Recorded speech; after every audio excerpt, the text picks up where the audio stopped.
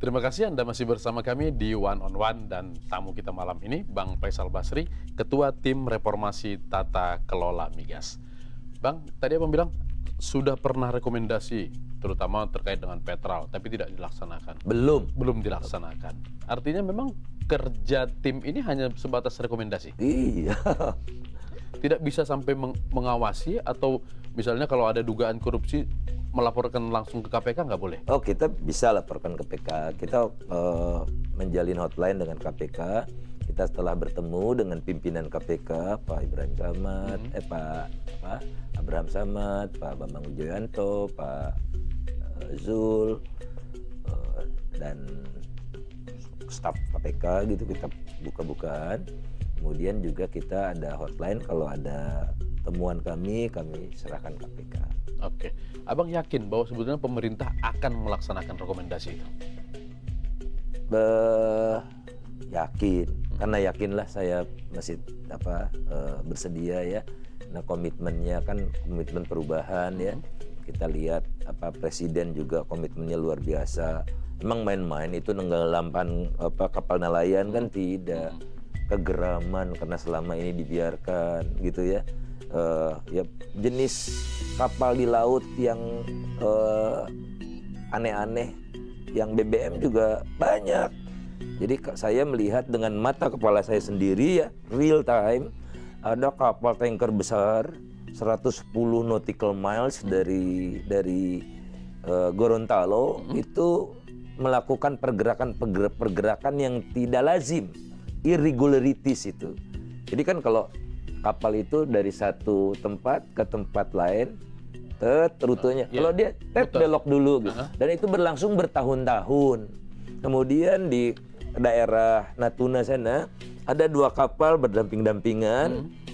Itu kita bisa lihat dari waktu ke waktu kapal yang satu naik karena minyaknya sudah dipindahkan ke yang lain, kapal ini lebih mendem gitu. Karena sudah ada pindah muatan. Itu sejak 2012 bisa dimonitor. Tapi kenapa dibiarkan selama ini? Ada yang namanya kencing. Akhirnya Juni 2014 ditangkap.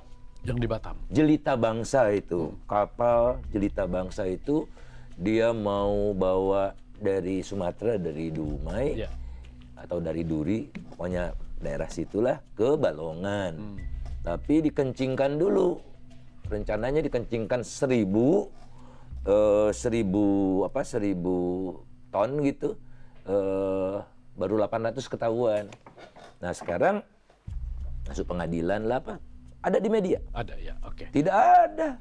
Yang penangkapannya ada? Penangkapannya ada, tapi pengadilannya tidak ada di media. Artinya sebetulnya pengadilan di tempat yang terbuka. Medianya juga barangkali nggak ada wartawannya di sana gitu kan. Artinya Bang, dibiarkan berlama-lama, itu menunjukkan banyak sekali pemainnya. Itu berat sekali berarti tugas Abang ya? Ya kan bukan tugas saya sendiri kan, sama-sama. Ada lagi illegal drilling, ya.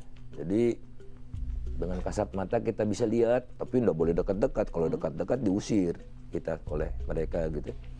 Yang kawasan milik perusahaan minyak, tapi di tanda petik dijarah, dibor gitu, keluar minyak gitu kan, berlangsung sedemikian lama. Gitu.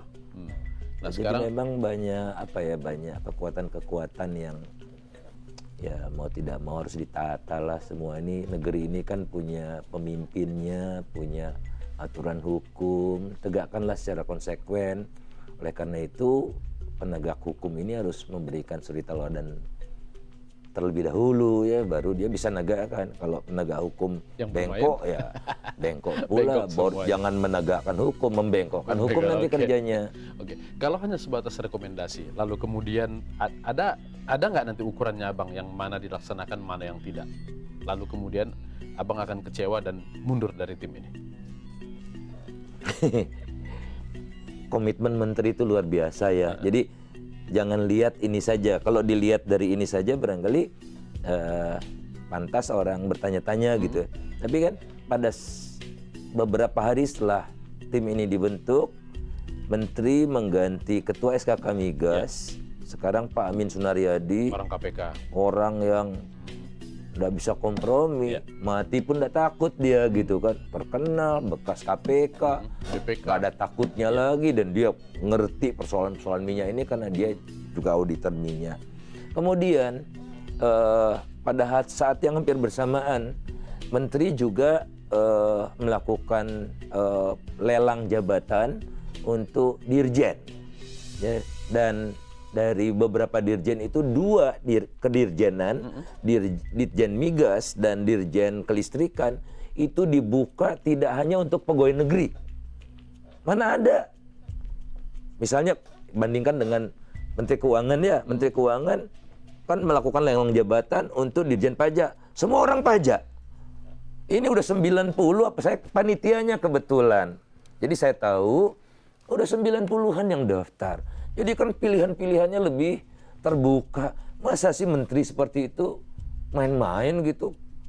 Jadi ada Ya kan? keseriusan abang lihat ya. Mending dia pilih dirjen yang bisa mengikuti selera dia. Enggak, ini tidak. Dan timnya, tim rekrutmennya ini lebih banyak orang luarnya daripada orang dalam. Dan saya rasa nggak bisa disogok nih, karena Pak Lukman Mahfud, Presdir Medco, Oke. Pak Supramu Santoso, Presdir Supreme Energy, owner Supreme Energy, masa dia korupsi yang gitu-gituan? Ya enggak lah. Pak Hikmahanto. Jadi lihat orang-orangnya juga gitu. Pak Kanter, Pak Niko Kanter. Loh, kalau orang-orangnya sembarangan gitu, ini main-main nih gitu. Ini tidak. Jadi panitia seleksinya orang-orang independen dan Ya, jadi kita lihat seluruh upaya yang dilakukan ada konsistensi gitu. baik. Oke, jadi abang nggak khawatir misalnya Faisal Basri hanya ditaruh sebagai lipstick bahwa seolah-olah Kementerian Tata Kelola Migas akan diperbaiki. Mungkin kalau tujuannya lipstick, yang dijadikan ketua tim Ratu Indonesia gitu, Putri Indonesia gitu.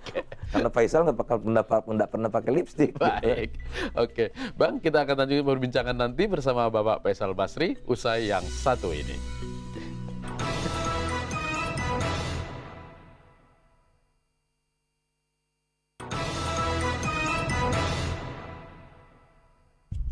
Kita sampai di sesi terakhir One on One malam ini bersama Ketua Tim Reformasi Tata Kelola Migas, Bang Faisal Basri. Bang, kalau abang udah masuk sekarang, istilahnya udah masuk pemerintahan lah ya, karena ini bagian dari pemerintahan. Tapi tetap menggebu-gebu, seolah-olah tidak pernah tunduk. Kan banyak orang yang katanya kalau udah masuk ke sistem mulai lembut begitu. Abang tetap menggebu-gebu baik dalam bicara maupun tulisan. Kenapa? Ini kan model tim yang sebetulnya menjebatani antara kepentingan publik dengan kepentingan pemerintah gitu ya. Jadi justru kami menyuarakan kepentingan-kepentingan publik yang selama ini terbentur tembok tebal gitu kan. Dan justru di create lah satu tim ini yang betul-betul bisa menjembatani itu. Sehingga kita bukannya menyuarakan pemerintah saja, bahkan mengkritik pemerintah pun boleh, tapi kritik yang berdasar gitu. Saya tidak setuju dengan kebijakan pemerintah yang mana, dan saya bisa usulkan misalnya libatkanlah misalnya Kementerian Perindustrian dalam persoalan migas ini, karena migas ini bukan sekedar energi tapi juga tulang punggung industri dan pembangunan nasional gitu ya. Bisa kita melakukan hal seperti itu. Oke. Padahal kan sebagai seorang yang mulai masuk ke wilayah atau masuk ke dalam sistem, hal-hal yang kompromistis harus mulai abang laksanakan juga. Kalau saya sih bukan menganggap saya orang pemerintah ya, walaupun ada selentingan-selentingan yang masuk tidak langsung lewat saya. Hanya pimpinan yang ditakuti barangkali, bukan presiden, tapi pimpinan dari lembaga yang ditakuti, warning, ini si Faisal kok ngomongnya begini gitu. Ya justru itulah yang harus disuarakan gitu, pandangan yang memungkinkan kita bisa meng-clearkan. Jadi saya sebetulnya jembatan informasi yang dulu terbentur tembok, rakyat tidak bisa dapatkan, sekarang terbuka. Lihat rumus-rumus yang saya katakan tadi, ada semua di dalam rekomendasi kami dan kami buka buat publik. Dan menteri, selalu saya minta izin sama menteri, setelah kan 2 rekomendasi diberikan kepada menteri lewat email dulu, paginya dikirim by hand gitu. Kemudian sekalian minta izin untuk disampaikan juga publik. Menteri tidak dalam cuman hanya dalam hitungan jam, silahkan lanjutkan. Press conference tidak harus saya hadir. Tanpa ada koreksi dari menteri terlebih dahulu. Gitu. Jadi kita juga butuh komunikasi dan kita juga butuh mengubah. Jadi kalau di Thailand itu struktur ongkos kilang berapa, distribusi berapa, terbuka setiap hari diumumkan kepada publik. Ya karena ini public goods kan. Nah kita juga ingin membuka tradisi itu dan pemerintah khususnya menteri sejalan dengan pandangan itu dan oleh karena itu kita mulai era baru. Oke, dengan adanya protes seperti abang bilang tadi walaupun tidak langsung dari orang pemerintah, artinya kan mereka merasa kok nggak ada komprominya sih, ini orang sudah kita bikin tim di bawah pemerintah juga masih saja keras kepada sistem. Kompromi sekali untuk tujuan-tujuan yang baik. Jadi misalnya sebelum kita bicara tentang rencana penghapusan RON 88, kami berdua ya malam hari 8:30 malam kita datang ke Pertamina, kita tanya baik-baik Pertamina kira-kira gimana nih prosesnya, kita diskusi baik-baik. Kita Pertamina bilang oh bisa, nggak ada masalah, tapi beri kami waktu sekian lama gitu. Jadi dialog itu juga lancar gitu ya dan resmi lewat satu forum yang terbuka, tidak ada apa.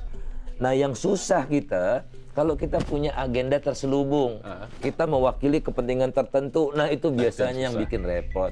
Mudah-mudahan kita tidak menjadi bagian dari kepentingan-kepentingan yang tidak terselubung itu. Yang terselubung itu. Oke. Terus-terusan kritis seperti ini, seolah-olah bilang, abang nggak capek itu Faisal kritis terus. Hiburan abang apa? Hiburan. Untuk mengimbangi itu. Kalau sampai rumah lihat anak, hilang lelah. Hilang lelah. Tadi kuliah master di Nashville. Suka country juga? Oh sangat suka. Anak saya juga suka country. Jadi misalnya kemarin saya tiba di rumah itu kira-kira pukul 10 gitu. Terus anak saya sedang belajar di ruang belajarnya. Tehnya habis, ayah tolong ambilin minum. Itu saya senang banget. Itu udah hiburan. Saya langsung turun, saya kasih air panas, saya tambah tehnya. Itu kebahagiaan buat saya, bukan kelelahan.